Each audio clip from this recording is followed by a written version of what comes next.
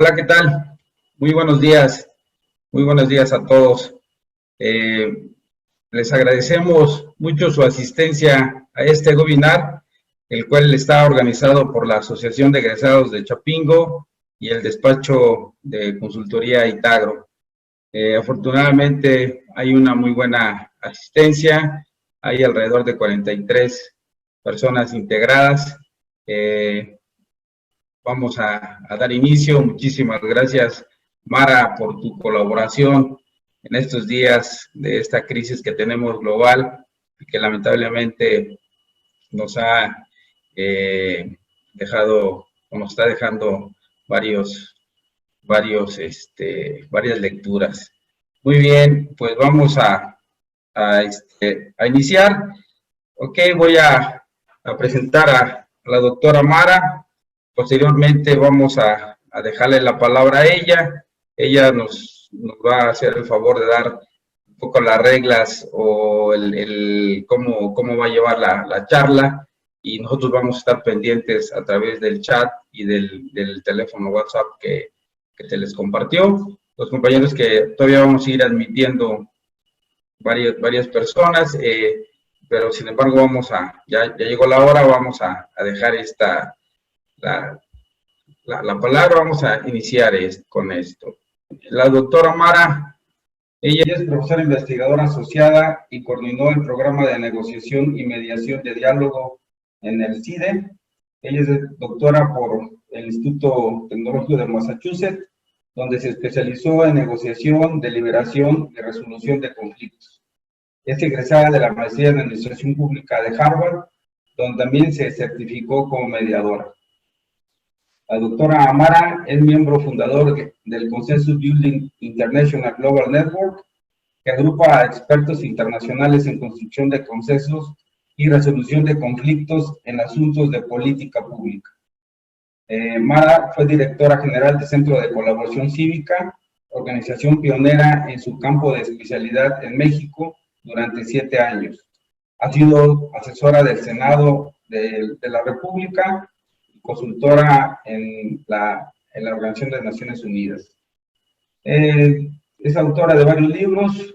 Destacamos Un Congreso sin Mayorías, Mejores Prácticas de Negociación y Construcción de Acuerdos, entre otras publicaciones. Tiene más de 10 años de experiencia desarrollando capacidades de diálogo y conduciendo procesos de construcción de consensos, de mediación de conflictos y formación de coaliciones ciudadanas. Bien, ese es un poco el resumen del currículum de Mara. Adelante, Mara, te dejo el audio. Estar con todos ustedes. Edel, nos conocimos, tuve gusto de conocerte justo en el CIDE, en el taller avanzado de prevención y mediación de conflictos a empresas y comunidades. Ahorita, actualmente ya no estoy en el CIDE desde octubre, pero sigo colaborando, sigo colaborando con el diplomado en el CIDE y en la Ibero y en la UNAM, y bueno, estoy al frente de Dialógica, que es una organización que se llama Diálogo, Innovación y Cambio, que en la cual estoy ya más de tiempo completo. Entonces, nada más esa actualización. Les voy a dejar todos mis datos a todos ustedes. Me da muchísimo gusto estar aquí, a pesar de lo difíciles que son estos tiempos en tantos sentidos, y lo paradójico, ¿no?, de no poder estrecharnos, y que, por otro lado, se presenta la oportunidad de reconectarnos de otras maneras, a lo mejor no presencial y físicamente, pero sí conectar ideas, hacer posible el diálogo y la colaboración a través de estas herramientas tecnológicas. Son muy paradójicos estos cambios, ¿no? Desconectan y reconectan de modos que no habíamos previsto. Y bueno, no sé, quería yo arrancar para hacer esto un poquito más dinámico que una charla así de corrido. Entonces, pero necesito, para el ejercicio introductorio que quiero hacer, 4 voluntarios que puedan entrar en contacto con Edel Ojeda, el organizador de este webinar, a quien agradezco además muchísimo que me haya invitado. Agradezco a la Asociación de Exalumnos de Chapingo, que muchas gracias también por la invitación. Edel, como tú, sé que hay personas que a lo mejor no te conocen, pero para este ejercicio necesito 4 voluntarios que sí conozcan a Edel y que puedan entrar en contacto con él después de esta charla. Les conviene. Entonces, fíjense, Daniela y Montserrat son una pareja, ¿ok? Entonces lo voy a escribir aquí. Daniela es A y Guadalupe es B, ¿sí? Ok, entonces César es A, ¿ok? Y Violeta es B. ¿Todo el mundo me sigue? ¿Todo el mundo se escucha por ahí? Perfecto, qué bueno. Entonces, tengo aquí 200 pesos que voy a donar para este ejercicio, ¿ok? Es un donativo para los 4 participantes. Son ganadores de estos. O sea, ya de entrada tienen estos 200 pesos, ¿ok? Pero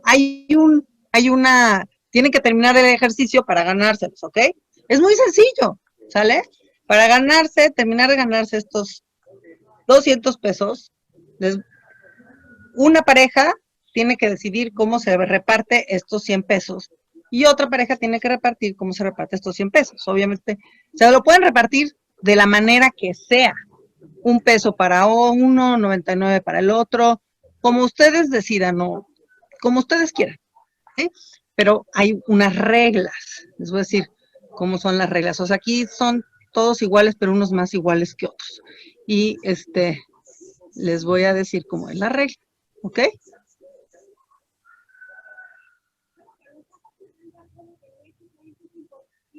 La regla del juego es ¿ok? Los 4 voluntarios ya formaron 2 parejas, ¿sí? Con un jugador A y un jugador B cada uno, ¿cierto? Todo el mundo ya ubicó, ¿verdad? Ok, entonces fíjense la regla para que ya se queden con con este dinerito.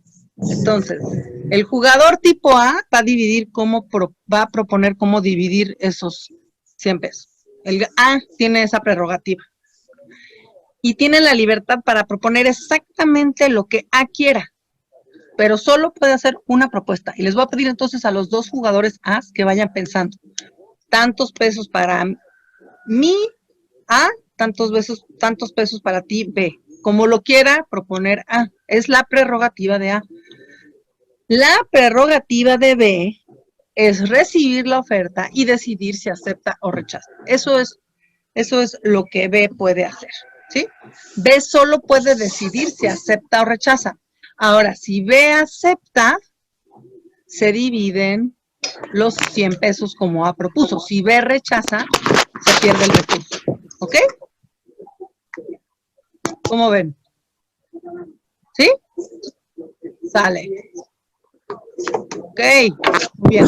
Entonces, por favor, les voy a pedir primero a Guadalupe que escriba en un papelito cuánto para A, cuánto para B. Ok, lo voy a escribir en un papelito, sí. Y también a César, perdón, no es Guadalupe, Daniela. Daniela tiene que decidir cuál es la oferta, ¿sí? Daniela es el jugador A y César es el jugador A, ¿sí? Entonces, cada uno de ustedes tiene que decidir cómo propone a su contraparte B que se divida el recurso, ¿sale? Entonces, escríbanlo en un papelito, ¿sale? Cuando lo tengan, ¿sí? Muéstrenlo en la pantalla. Así, muéstrenlo en la pantalla.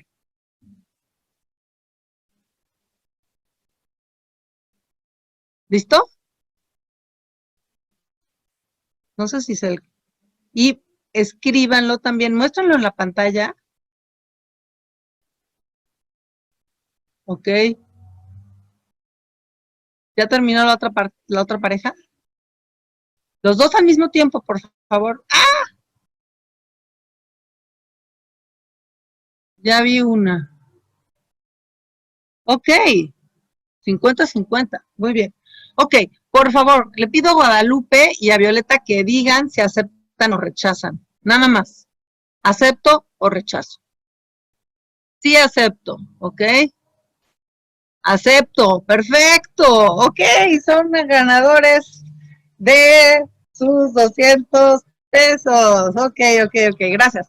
Bueno, este se llama el juego del ultimátum y pues lo hicieron muy bien porque sí se quedaron con el dinero, ¿sí? A veces hago este ejercicio y algunas parejas se quedan con el dinero, pero en otras rechaza B acaba rechazando la oferta. ¿Por qué será? ¿Por qué se les ocurre que B pueda rechazar una oferta? Si B no tiene a nada antes de empezar a participar en este ejercicio. Entonces les pido que en el chat me vayan escribiendo sus ideas sobre por qué piensan que existe la posibilidad de que B rechace. Hay jugadores ¿ves? Que rechazan, por ejemplo, si les aceptan, si les ofrecen 30 o 40 o un peso. A ver, ¿por qué será? Si a B le conviene. Ok, no confía en la persona porque considera que puede sacar más ventaja, pero ya no va a sacar ventaja porque ya me lo quedo yo. Se pierde. Se pierde completamente el recurso si dicen que no. Entonces, ¿qué otra? ¿Por qué? ¿Por qué se daría B un balazo en el pie y rechazaría un peso? Uno, el ego de B prefiere que se pierda todo a haber ganado menos. Ok, el ego. Prefieren que se pierda y que no gane el otro. Por una desigualdad muy notoria, porque el dinero llegó sin esfuerzo a A y B lo vería injusto. Exacto. La posibilidad de B de rechazar porque no hay empatía entre ambos lados. Pues sí, una propuesta a lo mejor inequitativa genera que no haya empatía por inseguridad. Bueno, yo les pregunto a ustedes, ¿alguno de ustedes habría aceptado un peso? ¿Quién sí habría aceptado un peso sabiendo que A se queda con 99? Tenemos que Montserrat y Rolando habrían aceptado un peso. César dice yo, no, yo se aceptaría. Sí, no, hay muchas personas que aceptarían un peso. No, ok, muchos que no. Por favor, sí, díganlo todo. Siempre lo hacemos no, depende de las circunstancias. En esta circunstancia, no se me vayan a otra circunstancia, en la circunstancia actual del juego. El contexto es este ejercicio. No, ok, la mayoría no lo aceptaría. Bueno, déjenme decirles, este juego que se llama el juego del ultimátum se ha utilizado en todo el mundo para estudiar el comportamiento humano frente a la toma de decisiones y en particular frente a la distribución de un recurso escaso. Entonces, la mayoría de ustedes contestó que no. Algunos contestaron que sí, pero a lo mejor no estuvieron en esos zapatos todavía de la persona, sabiendo que hay una persona que le dejó solo un peso de un conjunto de recursos que eran 100. Entonces, son outliers los que sí aceptan en los experimentos. Básicamente, la mayor parte de la gente rechaza ofertas que considera inequitativas. Hay incluso experimentos neurológicos que demuestran que se activa en el cerebro de las personas el área del cerebro que tiene que ver con el placer. Es en el momento en el que rechazo una oferta injusta. Es decir, hay un placer por hacer justicia y dejar al otro sin 99 pesos y entonces estoy dispuesto a perder un peso o 2 o 5 o hasta 30 con tal de que tú no te lleves injusto 70. Resulta que esto es bastante, esto sucede en todas partes del mundo, está ese impulso de hacer justicia. ¿Dónde está el límite? Fíjense que eso varía mucho de persona a persona. Entonces hay toda una distribución. Hay personas que rechazan una oferta de 40 versus 60 porque les parece que ese esos 10 pesos de más que se quedó el jugador A son un abuso. Entonces hay mucha gente que rechaza, hay algunos que rechazan el 40, hay otros que sí lo aceptan, bastantes que sí lo aceptan. Entre más inequitativo, más es la probabilidad de rechazo de la oferta, ¿sí? Entonces les pregunto a ustedes, ya que saben esto, ¿cuál es la oferta más inteligente? Les pido que respondan en el chat. ¿Cuál es la oferta más inteligente? Gracias, 50 y 50. Exacto, mitad y mitad. O sea que son muy inteligentes las personas que participaron en este ejercicio.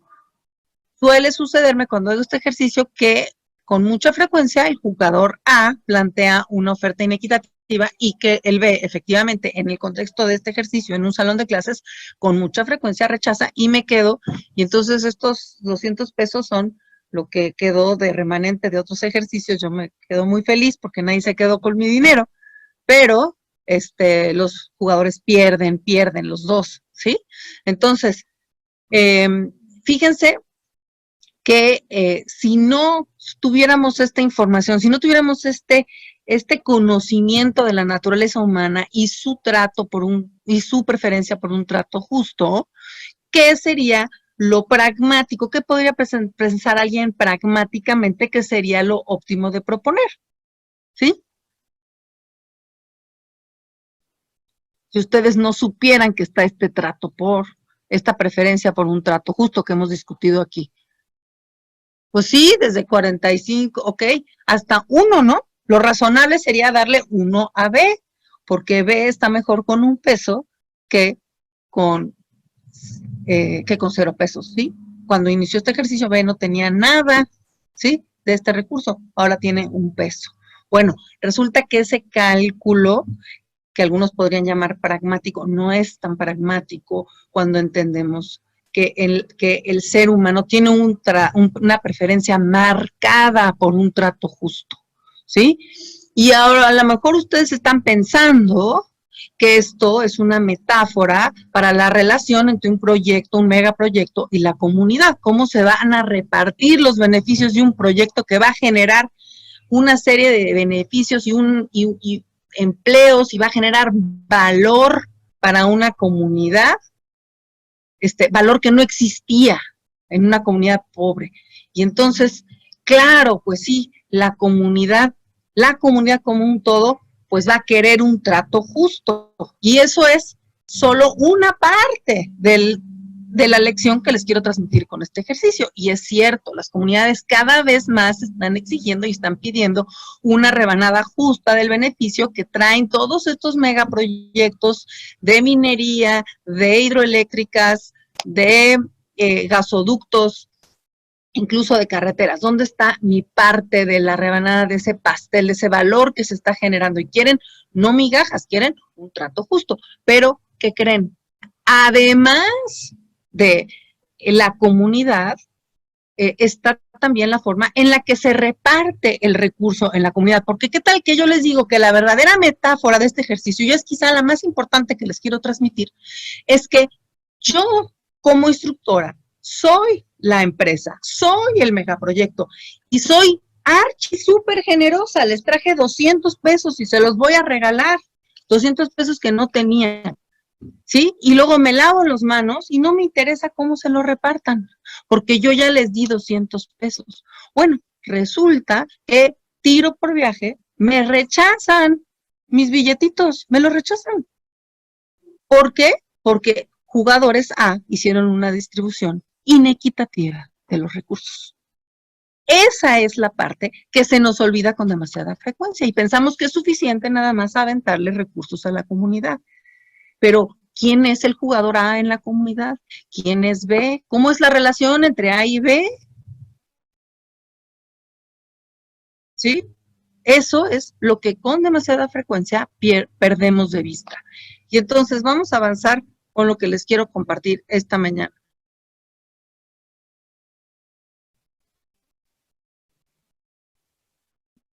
Estoy tratando de avanzar aquí mi presentación. Bueno. Resulta que a partir del fin de la Segunda Guerra Mundial, los conflictos entre países interestatales y las muertes relacionadas con ellos han declinado dramáticamente. Lo que ha aumentado son los conflictos intraestatales, es decir, los que pasan al interior de un Estado-nación, y también han aumentado las muertes asociadas a estos conflictos intraestatales. Muchos de los más violentos de estos conflictos están asociados con la competencia, inequidad, sentimiento de privación y exclusión en torno a los recursos naturales. Esta situación afecta desproporcionadamente a las regiones más pobres e inestables, históricamente más pobres e inestables. Globalmente, fíjense, y aquí a diferencia de este ejercicio que hicimos del juego del ultimátum, que es entre dos personas y en un contexto artificial del salón de clases, el profesor Walt Haynes de la Universidad de Wharton lo que ha encontrado es que a partir de un estudio global basado en notas de periódico, en un análisis exhaustivo de notas de periódicas relacionadas con conflictos socioambientales, lo que encuentra es que cuando el acceso a los recursos naturales privilegia a una élite o subgrupo local en detrimento de una mayor inclusión, es decir, se privilegia a los amigos de A en detrimento de B y sus amigos, la probabilidad de conflicto reportado en los medios aumenta significativamente y aumentan también las muertes relacionadas con estos conflictos. En contraste, cuando la distribución y el beneficio que resulta de explotar los recursos naturales se distribuye de una manera más equitativa entre una comunidad, es la propia comunidad la que sale a defender a la empresa, al megaproyecto, o cuando surge algún tipo de conflicto, es decir, la duración y el nivel de violencia en el conflicto es mucho menor, ¿sí? Entonces, quiero transmitirles esta idea de que la metáfora que acabamos el ejercicio que acabamos de hacer es una metáfora de lo que es una aspiración en los territorios de las personas que integran las comunidades. Es decir, que si va a haber un dinero, un recurso que va a llegar, una inversión que va a llegar y que va a generar valor para la comunidad, hay una aspiración de que la repartición de ese recurso entre quienes forman parte de esa comunidad sea equitativo. El clásico de los conflictos socioambientales, y ustedes que tienen experiencia en el territorio no me dejarán mentir, es que la comunidad, que cuando uno dice, oye, ¿y la comunidad qué dice? ¿Está a favor o está en contra del proyecto? A favor solo unos cuantos conflictivos, o no, casi, la comunidad no quiere, pero ya unos cuantos vendieron a la comunidad. Es decir, lo que tenemos es una comunidad fragmentada, dividida. No existe tal cosa como que la comunidad. Es muy raro el proyecto donde la comunidad en su conjunto rechaza o la comunidad en su conjunto acepta, ¿sí? Generalmente cuando sucede alguna de estas dos situaciones, no hay conflicto, porque o no se hace el proyecto, ¿sí? O avanza sin problema, sin mayor problema, ¿cierto?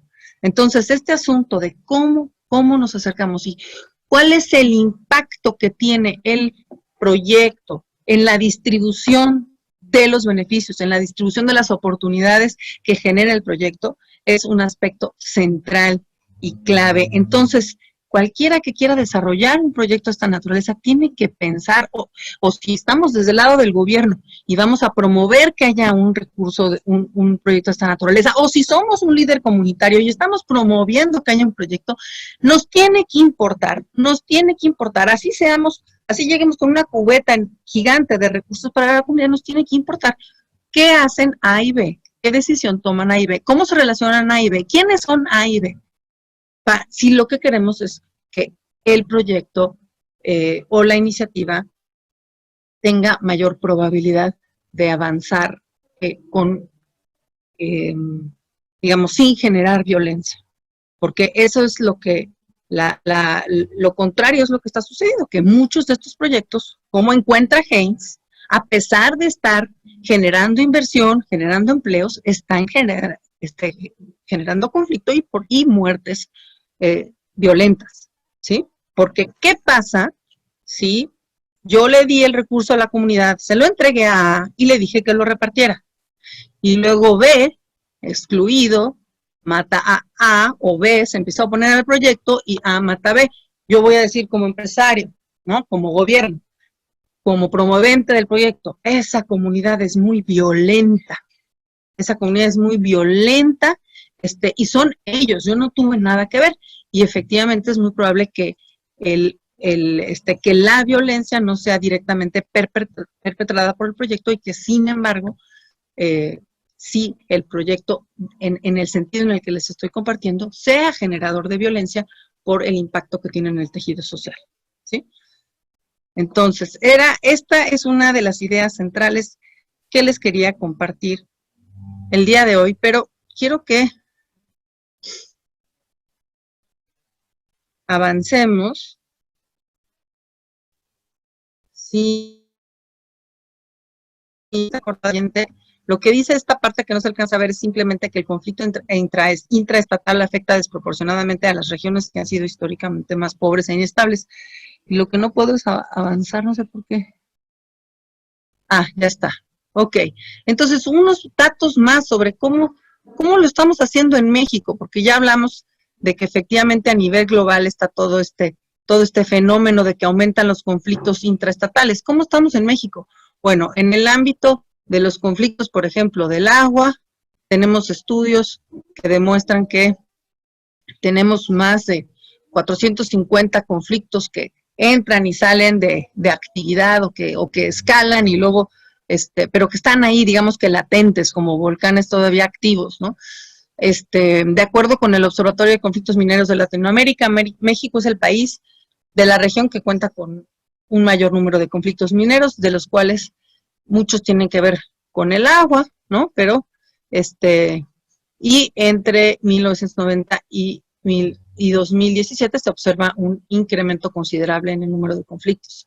Esto es cierto para la región latinoamericana. Más allá de lo socioambiental, en el 2018 la paz en México tuvo un retroceso de 4.9, y la razón principal de esto fue el recrudecimiento de la tasa de homicidios, que se elevó en 14%, y lo que vemos es que el impacto económico de la violencia se elevó 10% en 2018, alcanzando el 24% del PIB del país. Es decir, o sea, toda esta dinámica de violencia que enfrenta el país tiene un costo en vidas y también en desarrollo. Creo que esta diapositiva ya se ve bien, ¿no? Bueno, a nivel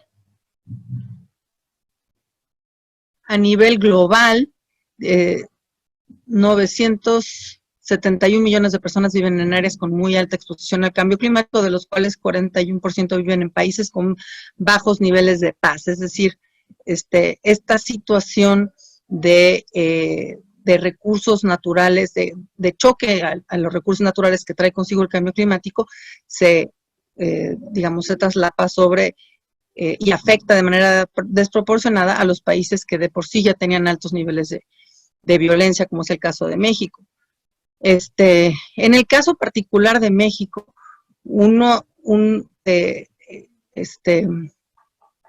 tenemos una baja calificación sobre todo en tres variables, que son la calidad del funcionamiento de gobierno, la corrupción y el libre flujo de información, que han atrapado a México y su sistema social en un ciclo de violencia. Si regresamos de nuevo al ejercicio del ultimátum, pues si no sabemos cuánto es el recurso que se va a quedar pues voy a desconfiar de si me está dando una tajada justa. Si hay alguien que se roba el recurso, y sospecho además que lo ha hecho, o sospecho que lo ha hecho, pues también eso es generador de violencia.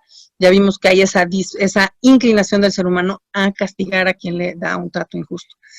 Entonces, pues en estos pilares de corrupción, libertad de flujo a la información y calidad de funcionamiento de gobierno, México está en bajos niveles, incluso comparado con el resto de América Latina. Y además, en estos indicadores nos estamos deteriorando, es decir, que no vamos en buen camino en términos de construir un entorno en donde los conflictos socioambientales puedan ser menos generadores de violencia. Porque además, la pregunta que les quiero hacer es si, bueno, espérense tantito antes de entrar a la pregunta, nada más mostrarles aquí este mapa que es bastante, a lo mejor algunos de ustedes ya conocen, pero que muestra con la prevalencia de los conflictos mineros también en la región. Vemos que México, pues sí, es de los que tiene más conflictos mineros, y bueno, sí hay una relación entre el número de conflictos y la importancia, obviamente, que tiene la actividad en la economía, pero México no está solo en la región, ¿no? Y bueno, por eso es que no sorprende que el valor del oro en el subsuelo hoy represente solo el 20% del valor de mercado de una empresa minera, mientras que el respaldo o rechazo sociopolítico hacia la empresa representa hasta el 45 o 65% del valor de las acciones.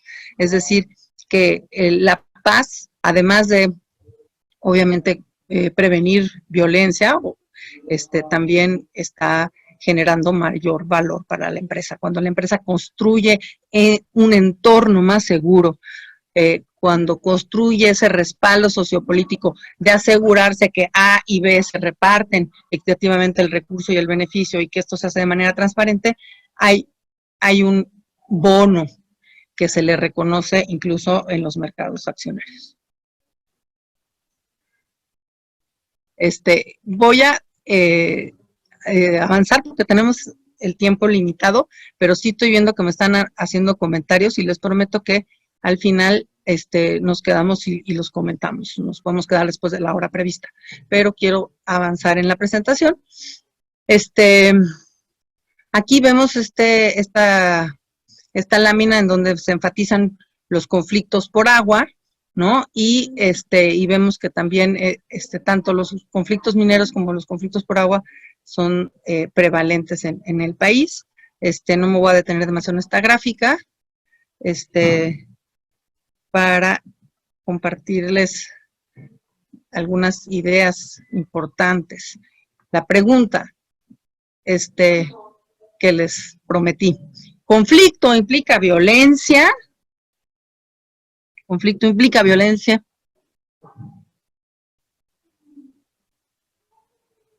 No. ¿Alguien puso?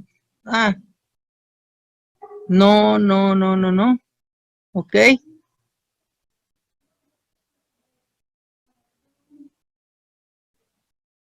No alcanzo a ver bien el chat. No necesariamente, por ahí alguien. En formas diferentes de violencia, ok, sí. Bueno, veo que estamos divididos en esto.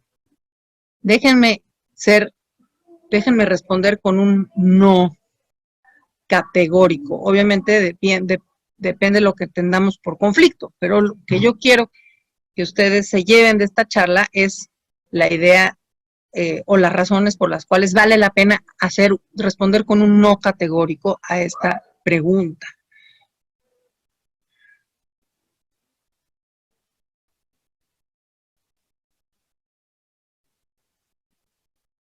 Desde el enfoque de transformación que colegas que estamos metidos en estos temas hemos abrazado en las últimas décadas, el conflicto es normal, inevitable, motor de cambio social y puede mejorar o empeorar las relaciones y los problemas subyacentes y puede o no estar relacionado con violencia. Los chinos escriben conflicto con dos caracteres, uno que simboliza peligro y otro que significa oportunidad. Entonces, Esto es a veces difícil de digerir porque no generalmente asociamos la palabra conflicto con alguna cuestión negativa, ¿no? Es algo que nos estresa, es algo que nos preocupa, es algo que queremos evitar. Incluso esta charla habla de la prevención del conflicto. Bueno, lo que realmente queremos prevenir es la violencia. La violencia, eso sí es algo que queremos prevenir. Pero el conflicto es necesarísimo. Y les voy a pedir que ustedes piensen en ejemplos de esto. Cada uno de ustedes piense en un conflicto y piensen, porque a veces pensamos a lo mejor muy globalmente, ¿no? Y podemos pensar, ok, de este conflicto a nivel global hubo muchos muertos, tal, ¿no? Pero piensen a lo mejor en su vida personal, en su ámbito laboral, también en el escenario político. Piensen en algún conflicto que haya detonado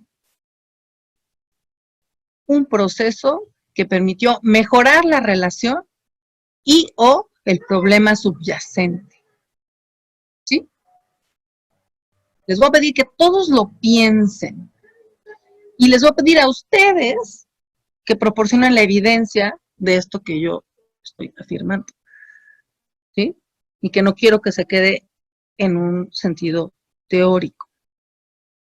Alguien, por ejemplo, en algún taller anterior me compartió una historia tan simple como las hermanas, que ella y su hermana tenían muchos desacuerdos y muchas fricciones por el tema del control de la televisión. ¿Se acuerdan? Cuando yo era niña, no sé, algunos de ustedes todavía se acuerdan, usábamos el control de la televisión.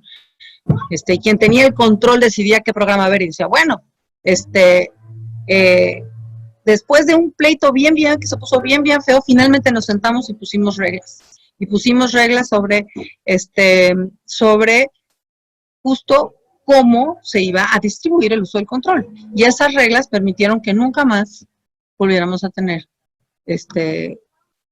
un mal rato en torno al uso del control, ¿sí? Entonces, ese es un ejemplo muy sencillo, ¿sí?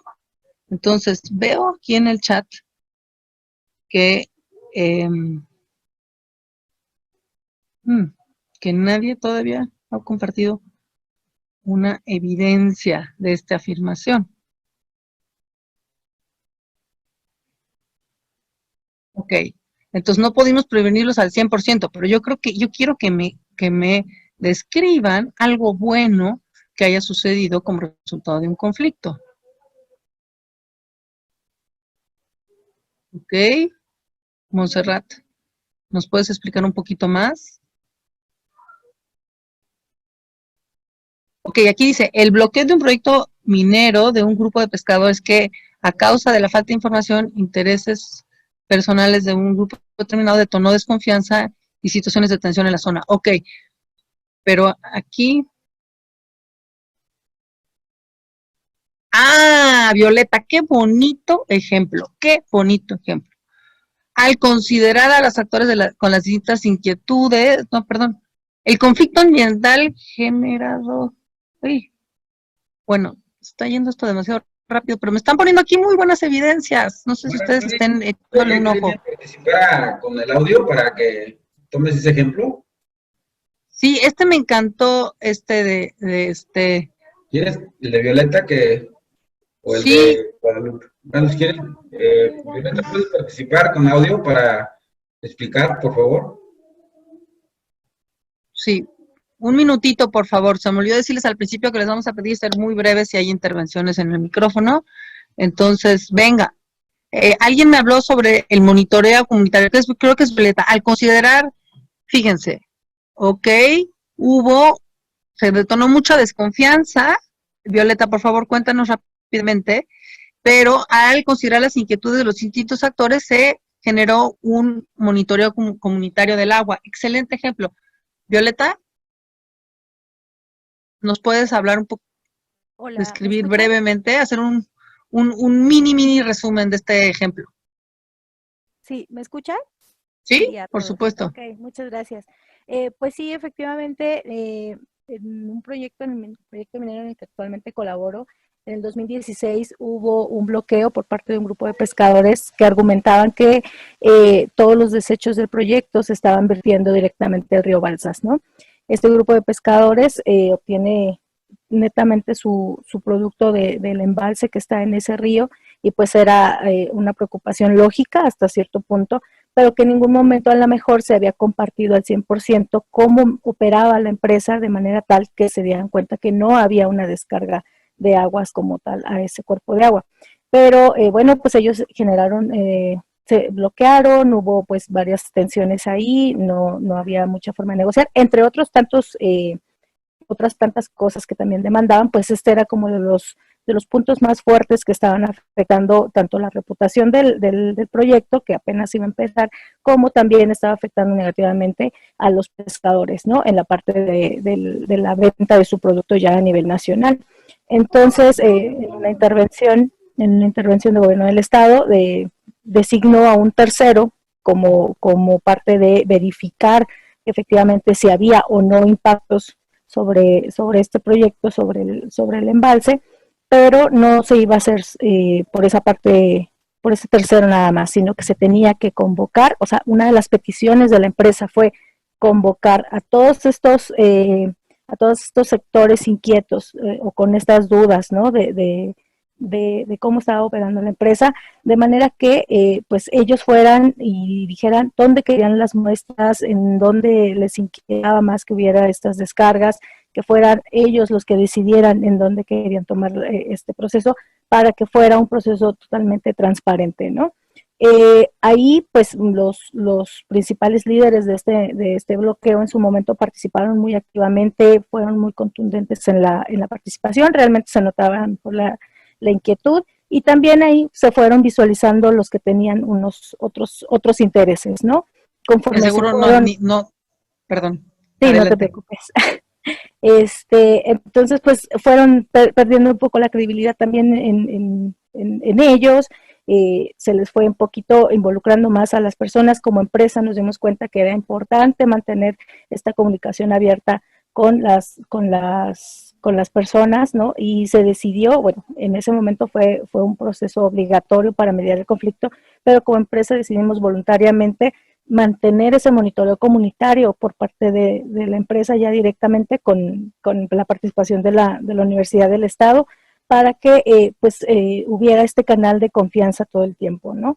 Entonces, digo, han pasado más cosas, pero a grandes rasgos esto es lo que ha sucedido. Vamos para el tercer año, tercer año que se renueva este compromiso con la empresa. Ha disminuido muchísimo incluso la participación, pero más que falta de interés, yo creo que es porque se retoma la confianza sobre cómo se han estado haciendo las cosas. La gente se le invita a conocer cómo opera la empresa desde adentro, ¿no? Un sistema de puertas abiertas, que no cualquier proyecto también abre sus puertas a todo el público. Entonces, eso es a grandes rasgos. Muchísimas gracias, Violeta. Me encanta ese ejemplo y lo voy a retomar distintos elementos del ejemplo que acabas de dar, pero no quiero también aquí dejar de reconocer otros también ejemplos interesantes de esto. Por aquí, ya no voy a abrir los micrófonos porque tenemos poco tiempo, pero aquí me encanta que dice Edwin: conflicto por la posesión de tierras en uso común dentro de un núcleo ejidal, hasta que dio origen a que se normara un reglamento interno. Perfecto. Entonces, fíjense, mejora el problema subyacente porque ahora hay reglas claras para algo que antes estaba a lo mejor regido por procesos arbitrarios o discrecionales de toma de decisión. Ahora tenemos un reglamento. Eso es una mejora en el problema subyacente y seguramente en las relaciones a partir de que haya reglas claras. Aquí dice que la distribución de los víveres en mi colonia logró que el orgánico coordinador se uniera para conocer la situación de la colonia. Entonces, también el conflicto a veces permite que se organice la gente y que los que no tienen poder empiecen a tener voz y empiecen a tener capacidad de promover cambios que antes eran imposibles. Entonces, sí, perfecto. El conflicto ambiental generado por el patrón de producción y consumo de energías fósiles que lleva a innovar energías limpias, eólicas, solares. Me encanta, ese ejemplo también es genial. Entonces los jóvenes tienen ideales liberales y existe una lucha con la autoridad. Bueno, ese es un ejemplo de un conflicto. ¿Cuándo mejora las relaciones y los problemas subyacentes? Cuando pues se escuchan mutuamente y puede haber algún cambio, ¿no? Entonces no siempre se mejoran las cosas. O sea, por eso dice aquí claramente, reconocemos que puede mejorar o empeorar las relaciones y los problemas subyacentes. Y entonces, ¿eso qué significa? Que las personas que están involucradas en estos conflictos son las que van a hacer la diferencia. Así como en el juego del ultimátum, En el juego del ultimátum, el mismo juego, mismas reglas, hay personas que se quedan con el recurso y personas que pierdan el recurso. ¿De qué depende? De las decisiones que toman los involucrados en la gestión de esa situación, en la gestión del conflicto. Entonces, que resulte o no en violencia, que mejore o mejore las relaciones y los problemas subyacentes, depende de las personas y de las decisiones que toman para enfrentar esa situación de conflicto. Entonces, eso, ahora, ojo, no todos tienen el mismo poder para influir en cómo se gestiona el conflicto. Entonces, eso también es importante reconocerlo. Pero todo lo que ustedes han aportado aquí es la evidencia de esta afirmación que yo hago y que no quiero que se quede en una idea teórica, sino que ustedes lo relacionen en su cotidianidad, que aprendan y tengan a tener las antenitas paradas. ¿Cómo estoy yo gestionando mi conflicto en la cotidianidad? Mi conflicto ahorita en la cuarentena en la casa. Estoy aprovechando los conflictos que surgen en la cuarentena para mejorar las relaciones en mi familia y resolver problemas y mejorar problemas subyacentes o nos estamos violentando, ¿sí? Entonces, toda nuestra cotidianidad es un laboratorio para hacer y para explorar este planteamiento y aprender a reconocer cuál es nuestra posibilidad de aprovechar como oportunidades estos conflictos, ¿sí? Entonces, pero fíjense, aquí algo muy importante también sobre la diferencia entre violencia y conflicto es que a veces el conflicto que vemos, el conflicto que se hace visible porque hubo violencia directa entre las partes, porque cerraron una calle, porque mataron a un compañero, está causado por violencia, ¿sí? Siempre pensamos, estamos preocupados porque el conflicto no cause violencia, y eso es una parte importante de la ecuación. Pero la otra parte fundamental de la ecuación es qué pasa cuando el conflicto que vemos y se hace visible está causado por violencia invisible, violencia a la cual nos hemos acostumbrado, pero que está ahí todos los días.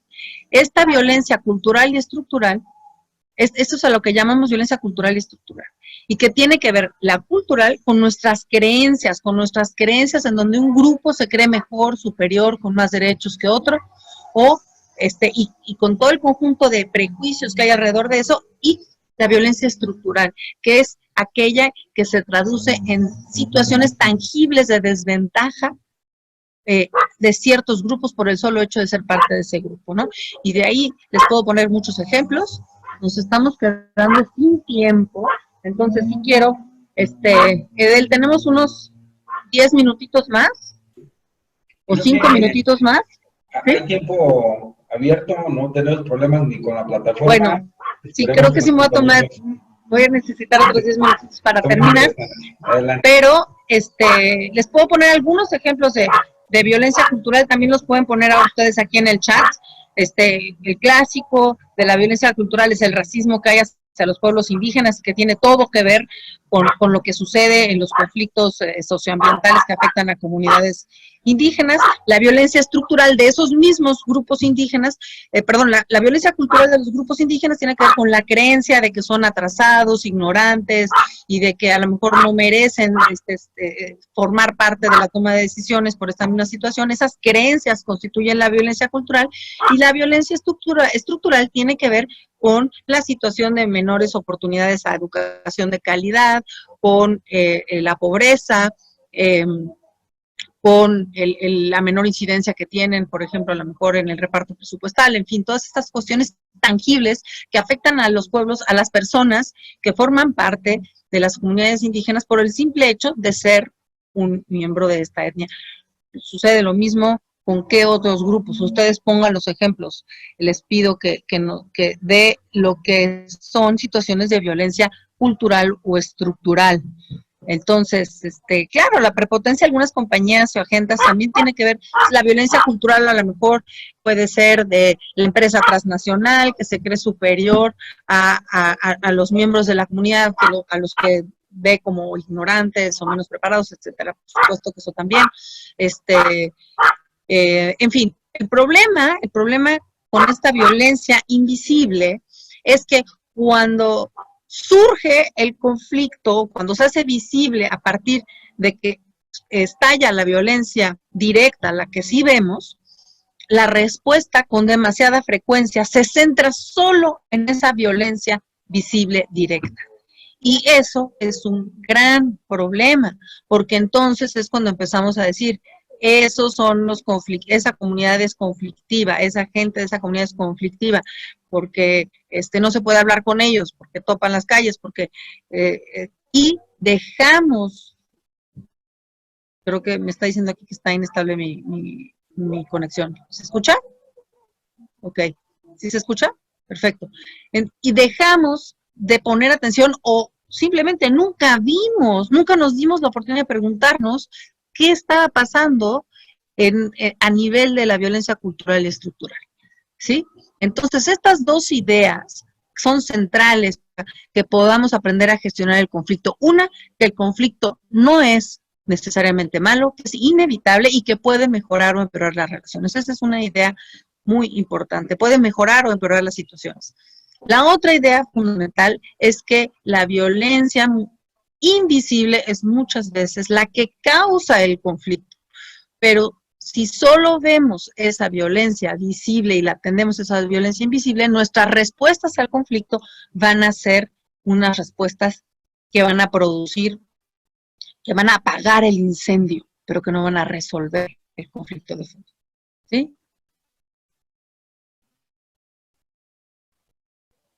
Entonces, aquí me están poniendo en Tabasco la violencia cultural y estructural. Ajá, perfecto, de las comunidades. Aquí invito a que lean también lo que está en el chat, creo que está muy interesante. Voy a avanzar. Bueno, Johan Galtung, que es uno de los fundadores de este enfoque de transformación de conflictos, nos dice, miren, para realmente transformar el conflicto y no centrarnos solamente en la violencia directa y en querer apagar el incendio, necesitamos de 3 principios esenciales. La empatía, para entender de fondo, solo a través de la empatía podemos empezar a comprender cuál es esa violencia invisible, estructural o cultural que está sufriendo que están sufriendo las partes en el conflicto. Solo a través de la creatividad podemos encontrar nuevos caminos para ser compatibles o para atender esa violencia estructural y para hacer compatibles los intereses, las necesidades de los distintos actores. Y finalmente, solo con respuestas nuevas detenemos la escalada de violencia que puede llevar que lleva a que con mucha frecuencia los conflictos empeoren las relaciones y generen más daño. Entonces, estas son 3 ideas también fundamentales y que hacen mucho sentido, sobre todo si a la luz de una definición de conflicto como esta que les estoy compartiendo, ¿no? Que nos habla de una contienda entre 2 o más personas interdependientes que en la búsqueda de satisfacer sus intereses o necesidades exhiben metas contrapuestas y que se obstaculizan la una a la otra.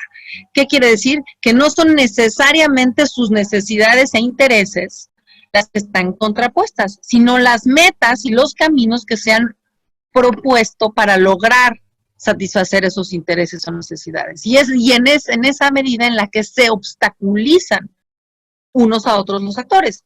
De ahí que sea tan importante lo que dice Galtung. Empatía para comprender tus intereses y necesidades y creatividad para buscar otros caminos que permitan hacer compatibles nuestros intereses y necesidades. Es decir, para que nos dejemos de obstaculizar y en lugar de ello podamos definir una ruta colaborativa no violenta. ¿Sí? Entonces, les dejo esa definición porque creo que es una definición que nos ayuda a hacer sentido de la diferencia entre violencia y conflicto y también que nos ayuda a entender por qué es tan importante la empatía, la no violencia y la creatividad para la transformación de los conflictos.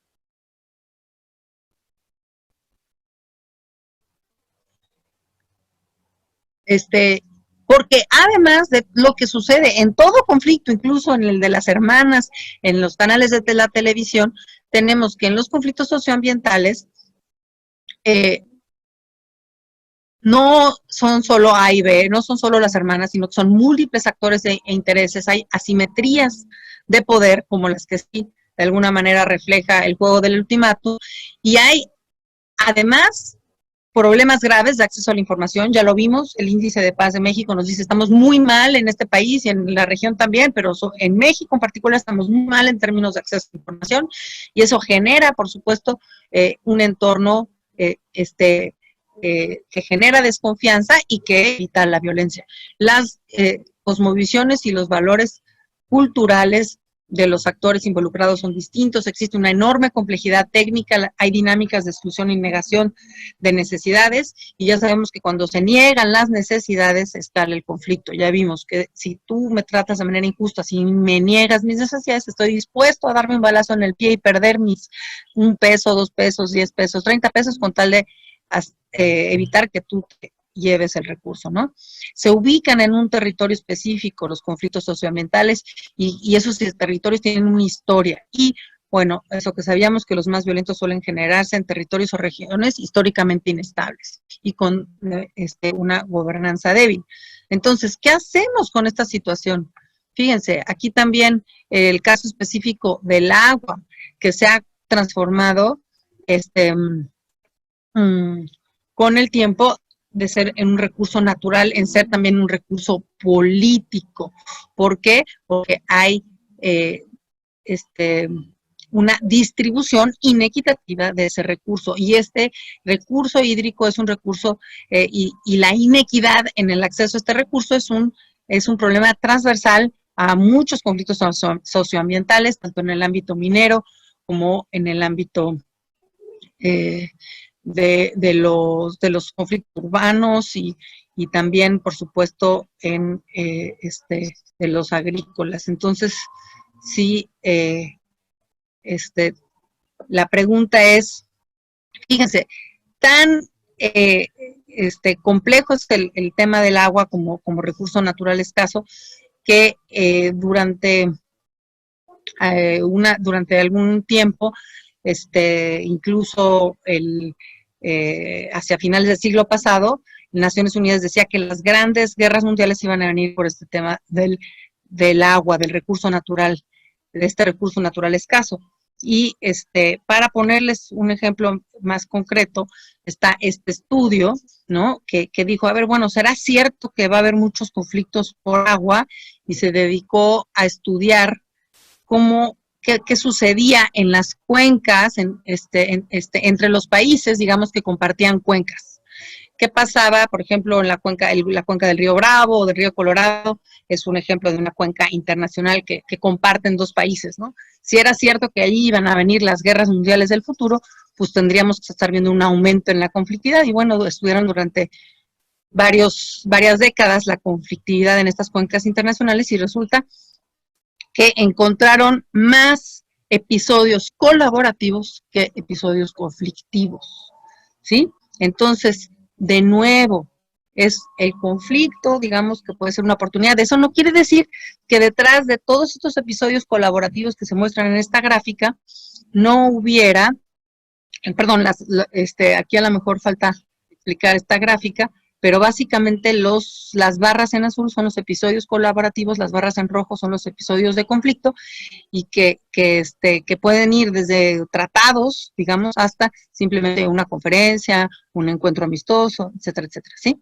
Y del lado de los conflictos, bueno, desde guerra, ¿no? Que es el extremo, ¿no? Hasta intercambios hostiles en la prensa y demás. Bueno, pues resulta que hay mucha más colaboración que conflicto en estas cuencas internacionales. Entonces, obviamente, si tuvimos que hacer una conferencia, si tuvimos que hacer un tratado, pues probablemente porque hubo algún tipo de conflicto, pero ese conflicto se gestionó de tal manera que generó y construyó un episodio colaborativo. Bueno, pues resulta además que estos mismos estudiosos lo que nos han enseñado es que no son ni el clima, ni el estrés hídrico, ni las diferencias en el tamaño de la población, ni el nivel de desarrollo, ni la dependencia energética en lo hidroeléctrico, por ejemplo, o el cambio climático en sí, o la contaminación, lo que detona el escalamiento del conflicto violento por sí mismo. O sea, no hay evidencia de que esto sistemáticamente sea,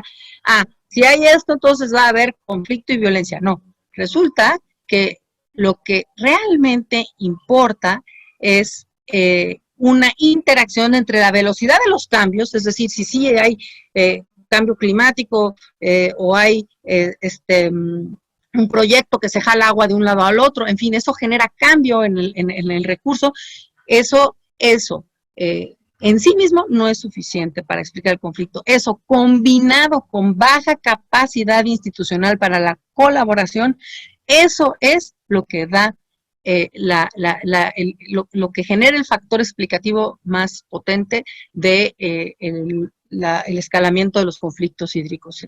¿Sí me explicó? Entonces, fíjense qué interesante este hallazgo. No es nada más la cuestión material de si llega o no llega un proyecto, de si hay o no hay inversión, de si hay sequía o no hay sequía. Es eso combinado con si hay o no capacidad institucional para la colaboración. ¿Cómo medimos capacidad institucional para la colaboración? Pues todas esas barritas azules que les puse en la diapositiva son las capacidades colaborativas, las capacidades institucionales para la colaboración, los tratados, los organismos operadores, la historia de colaboración que hay entre estos países, ¿sí? Entonces, fíjense cómo esto nos da algunas pistas, ¿sí? Y voy a adelantar ahorita porque estamos ya con el tiempo encima, pero esto nos da una pista de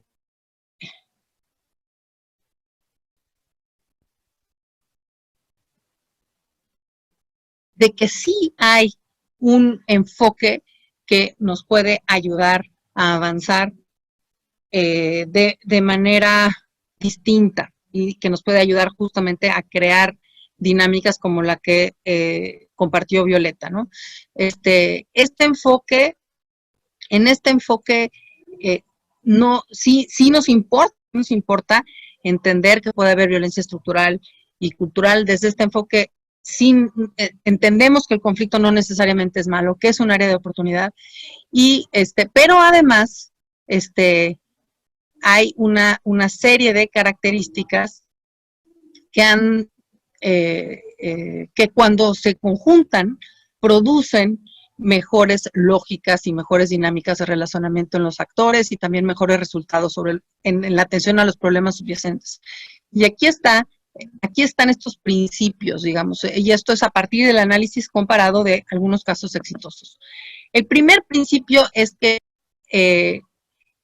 la estrategia para gestionar el conflicto, la estrategia para relacionarse con los actores, priorice la prevención y la reducción de la violencia. Y esto va de la mano con sensibilidad del conflicto, es decir, quién es A, quién es B, están peleados A y B en la comunidad, tengo que ser sensible a las dinámicas que hay en el contexto y asegurarme de que no profundice mi estrategia las divisiones que hay entre A y B, o la desconfianza que hay entre A y B, y que realmente entiendo ese contexto en el cual se hace el proyecto, ¿no? Y cómo se relacionan los actores. El segundo principio es el reconocimiento que las lógicas de los movimientos sociales y las iniciativas de paz son complementos, no sustitutos. Entonces, justo me encantó el ejemplo que puso Violeta, que dijo, invitamos a los más desconfiados, invitamos a los más rijosos, es decir, a esos que visibilizaron que había un problema de violencia estructural, los trajimos a la mesa, no los excluimos, porque reconocemos que esos líderes que organizan, y activistas que organizan a la gente, y a lo mejor incluso llevan y bloquean a las calles, tienen una labor que puede ser complementaria a la de quienes estamos apostando al diálogo y a la mediación. y que podríamos estar centrándonos solamente en la violencia directa si no invitamos justamente a esos líderes que están señalando y que están queriendo visibilizar la violencia estructural y cultural. Entonces, este enfoque de transformación implica reconocer que esas lógicas de la protesta y del diálogo son complementarios, no sustitutos. Entonces, no queremos contribuir a criminalizar o a estigmatizar a los conflictivos, porque los conflictivos nos ayudan, nos señalan que hay un tema estructural y cultural que debemos atender. Entonces, queremos, incluso aunque ellos no, respetando que ellos no quieran sentarse a dialogar, reconocer que tienen un rol que puede ser importante y complementario a lo que queremos lograr a través de una dinámica colaborativa y de diálogo. Tercero, inclusión de las partes en conflicto, es decir, de nuevo, a los que se quejan, a los que no quieren, a los que pusieron la protesta, no solamente a los que ya dijeron sí incondicionalmente al proyecto, no solamente a los líderes visibles, a las partes reales del conflicto, reconocimiento también a las dinámicas y actores de facto. ¿Qué vamos a hacer si aquí el que parte el queso es el narco? ¿Podemos ignorar que está ahí presente el narco en la región? Pues no se puede ignorar. Ahora, si nuestra estrategia es prevenir la violencia, no vamos a hacer un pacto con el narco, porque eso, que les dé a ellos más poder para controlar a los disidentes, ¿verdad? Porque eso sería una estrategia no de prevención y reducción de la violencia, sino al contrario, de exacerbación de la violencia. Pero sí podemos decir, ¿saben qué? Nosotros no los vamos a obstaculizar a ustedes en el tránsito. Ustedes, por favor, vamos a coexistir pacíficamente y hacer como explícito ese acuerdo de, digamos, de coexistencia, si no está en nuestro poder hacer algo en materia de seguridad, pues, ¿sí? 5, centrar la búsqueda de soluciones en las necesidades e intereses de los actores involucrados, privilegiando métodos basados en diálogo, por supuesto, reconociendo la importancia de los grupos de protesta y de los movimientos sociales. Si la protesta no, en algún momento no conduce a alguna forma de diálogo y de entendimiento, pues va a ser difícil que se avance, ¿no? Entonces, sí, por supuesto que las soluciones a la situación no pueden venir de una sola de las partes, tienen que construirse a través de alguna forma de diálogo, ¿no? 6, el desarrollo de capacidades y acompañamiento de terceros especializados, profesionalizados en la transformación de conflicto. 7, el enfoque multinivel y multiactor. ¿Qué quiere decir esto? Involucramos de nuevo a todas las partes del conflicto y eso puede tener niveles, porque hay niveles, hay asuntos que se pueden resolver a nivel de la comunidad, pero la empresa también puede, a nivel, por ejemplo, del gobierno estatal o incluso del gobierno federal, generar interlocución y sentar a actores que pueden ser claves para que se atienda una situación. A eso nos referimos también con multinivel. Y las empresas tienen esa capacidad, tienen también algunos líderes de sociedad civil tienen esa capacidad, pues, de actuar a distintos niveles, y esto es fundamental. 8, finalmente, desarrollar mecanismos de acceso a información confiable, justo como el que nos puso Violeta.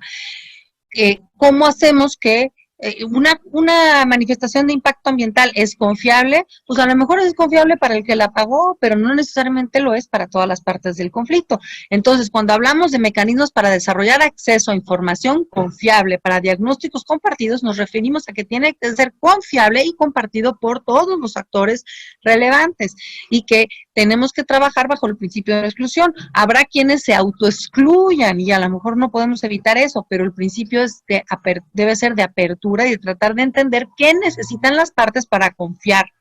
Nosotros no podemos pensar que porque la información es confiable para nosotros va a ser confiable para los demás actores.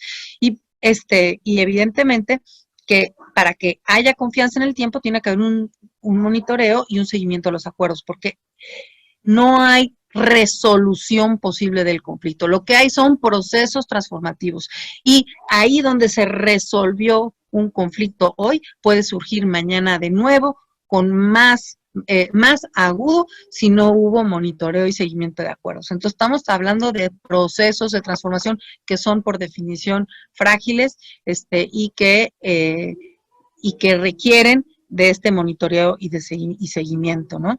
Y les pongo aquí nada más por último, algunos ejemplos, y fíjense, quizá Violeta puso el ejemplo de la misma minera que yo había incluido aquí en mis ejemplos, ¿no?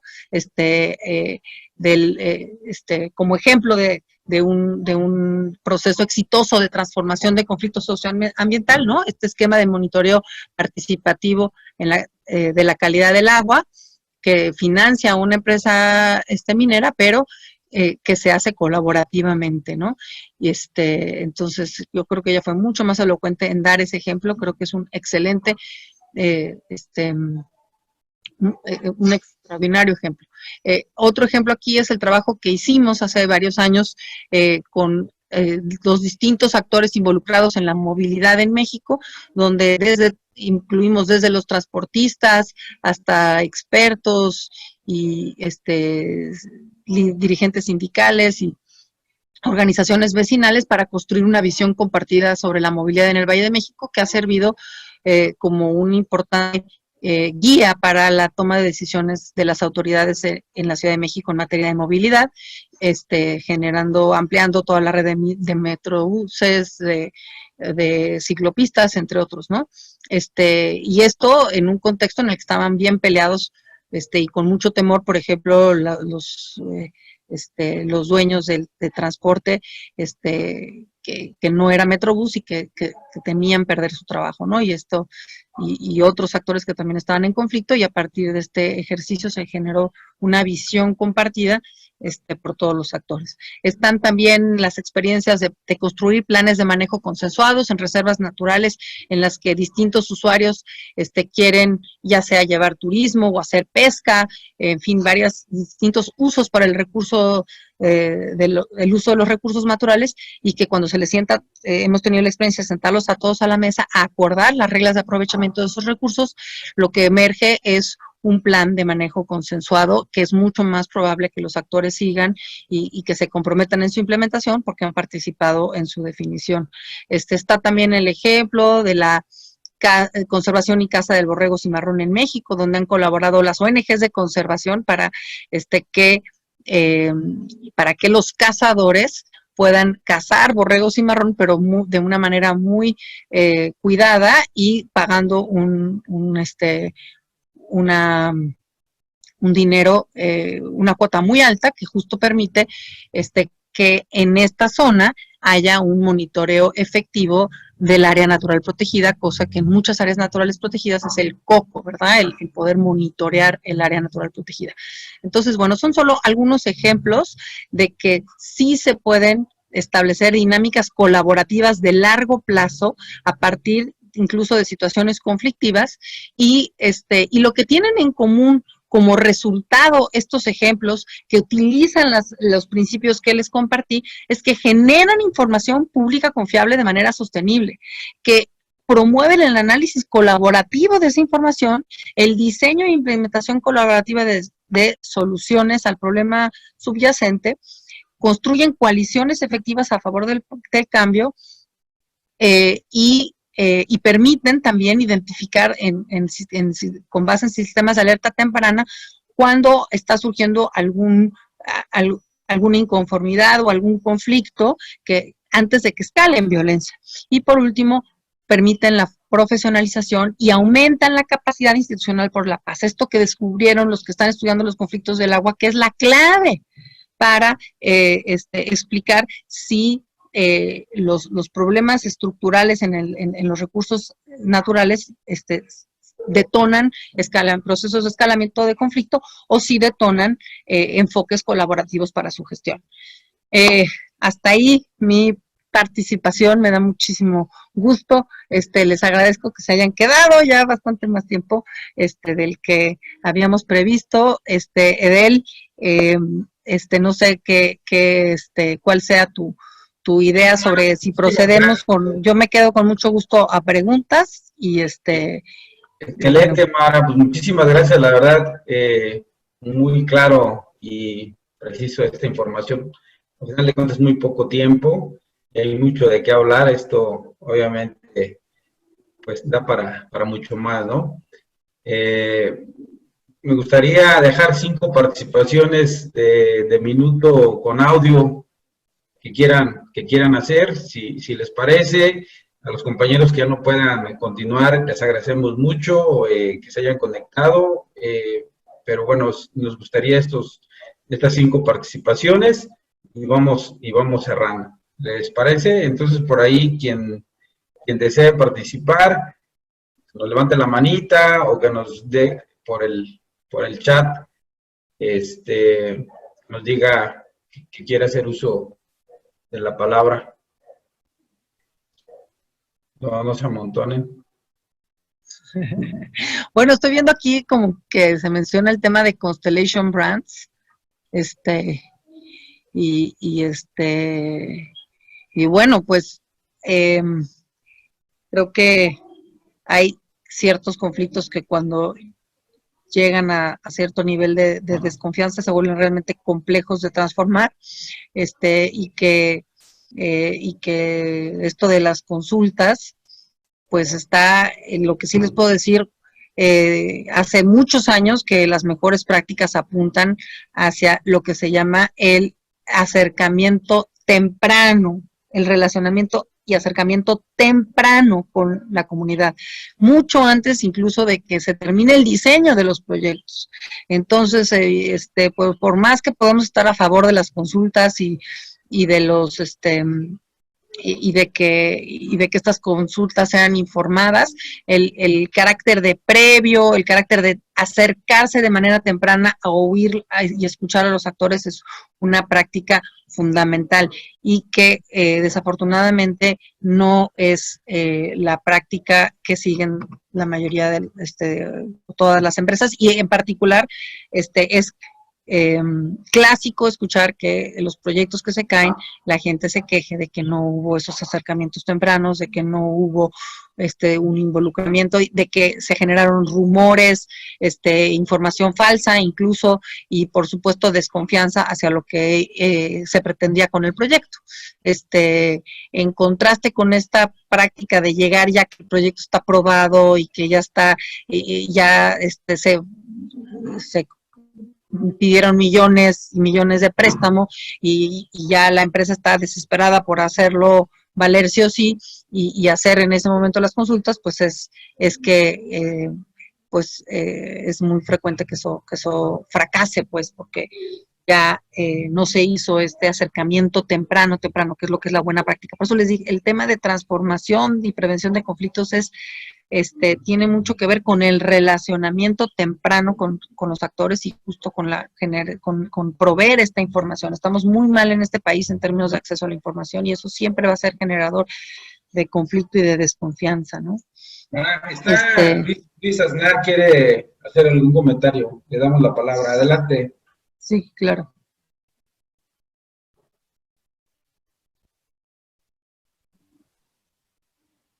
Adelante. Adelante. Luis, tienes que quitar ya te habilité, pero me bloqueas el audio. Adelante. Ups, no. Tienes que quitarle. Sí, le voy a pedir a Edel que les haga llegar la presentación, porque me están preguntando varios. Edel, te pido si la puedes transformar nada más a formato PDF y compartirla con todos los que nos acompañaron hoy. No hay ningún problema, con mucho gusto. Sí, perdón, ya estoy ahí listo. Mara, muchísimas gracias, mucho gusto. Es realmente un honor, te reconozco no solamente la claridad, sino la relevancia que tiene en estos momentos precisamente de cuestiones políticas, de política pública en nuestro país y a nivel global con los asuntos de cambio climático, catástrofes climáticas. El punto aquí es efectivamente la utilidad práctica de lo que nos compartes ahorita, pues tiene toda una cantidad de diferentes aplicaciones y variaciones que pueden mucho contribuir a las diferentes actividades, al menos que yo realizo en el país a través de diferentes actores, ya sean públicos o privados. Pero esta línea de atender el manejo de conflictos, estas nuevas formas de como tú lo llamas, de aproximaciones, de acercamientos tempranos y el manejo de conflictos, pues requiere mucho más fortaleza metodológica para el abordaje de todas estas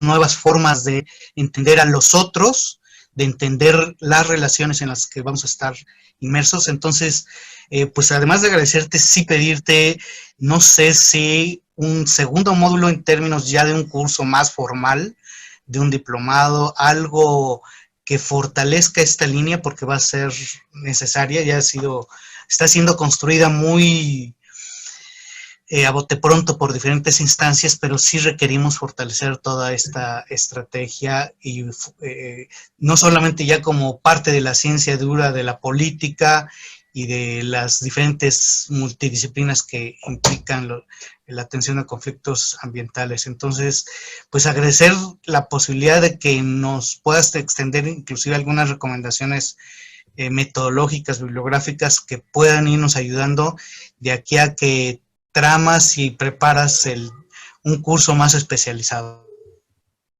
Pues claro, yo estoy aquí a sus órdenes y Muchas por supuesto que a través de él podemos platicar sobre cómo aterrizar esto. Llevo muchos años en esta batalla, bueno, en esta cruzada por construir capacidades. Creo que es la única vía, porque como les digo, son las personas de carne y hueso que están involucradas en el conflicto las que pueden hacer la diferencia entre si la situación mejora o empeora como resultado de un conflicto. Entonces, creo profundamente que hay que generar esa conciencia y que hay que diseminar estas herramientas, y por supuesto que es como una técnica, ¿no? Como la andada en bici, hay que decomponerla, hay que deconstruirla, hay que tomar conciencia de cada uno de los elementos de la técnica y entonces practicarlo, y eso nos puede hacer más efectivos en esta tarea, y eso obviamente pues requiere un esfuerzo de formación, de entrenamiento, de coaching, ¿no? Entonces sí, ahora sí que una hora de plática pues es para dejarlos a ustedes la inquietud de desarrollar más estas herramientas, y por supuesto que podemos platicar sobre estrategias para hacerlo. Muy bien, pues muchísimas gracias a todos por su asistencia, por su participación, por los comentarios. Voy a dejarle la palabra al ingeniero César Jacobo. Él es el presidente de la Asociación Nacional de Egresados de Chapingo. Va a hacer uso de la palabra. Adelante, César. Muchas gracias, Edel. Buenos días a todos. Pues a nombre de la Asociación Nacional de Egresados de Chapingo, queremos agradecer a la doctora Mara Hernández por su brillante participación en este webinar. Además de los regalos de los 200 pesos, ella pues nos regaló su conocimiento, que es algo invaluable, ¿no? Y lo que nos queda es algo maravilloso. Agradecerle a Edel, nuestro colega Edel de Itagro, que le ha puesto un esfuerzo muy importante para que se logre este webinar. Y a todos nuestros colegas egresados de la Universidad Autónoma de Chapingo, de la Escuela Nacional de Agricultura, y nuestros amigos de otras escuelas y de otros países incluso que nos acompañan en este webinar, les agradecemos su participación. Esperamos que haya sido, así como fue para la asociación, algo muy satisfactorio el haber participado en este ejercicio. Reconocemos nuevamente a la doctora Mara Hernández, una experta, indudablemente quedó claro, una experta en el tema de la gestión y el conocimiento de los conflictos. En el caso de los ingenieros agrónomos, como somos la mayoría de los egresados de Chapingo, licenciados también, pero todos tenemos que ver con la parte del desarrollo rural. Es una institución de educación pública cuyas profesiones están enfocadas prácticamente el 100% de ellas al desarrollo rural de México.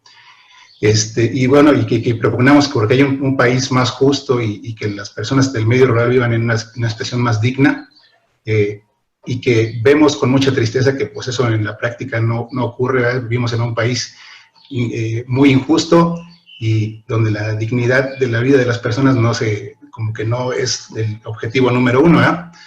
Este tipo de cuestiones herramientas nos ayudan mucho, sobre todo para identificar que, como ya lo dijeron varios participantes y quedó claro, que hay profesionistas, que hay toda una ciencia, la generación de conocimientos teóricos de investigación respecto a estos temas, y que son cosas que nosotros los enfrentamos día a día cuando queremos, digamos, implementar algún proyecto de desarrollo con los productores agropecuarios, y de repente, pues, por muy buena intención que tengas, se presentan los conflictos de este tipo, y a veces no rebasan a la parte técnica, ¿no? Y de repente, pues, no alcanzamos a percibir que hay profesionistas a los que podemos recurrir, ¿verdad? O nosotros mismos tratar de formarnos, como ya hubo interés aquí, para poder desarrollar este tipo de capacidades, porque ya existe el cuerpo de conocimientos para ello.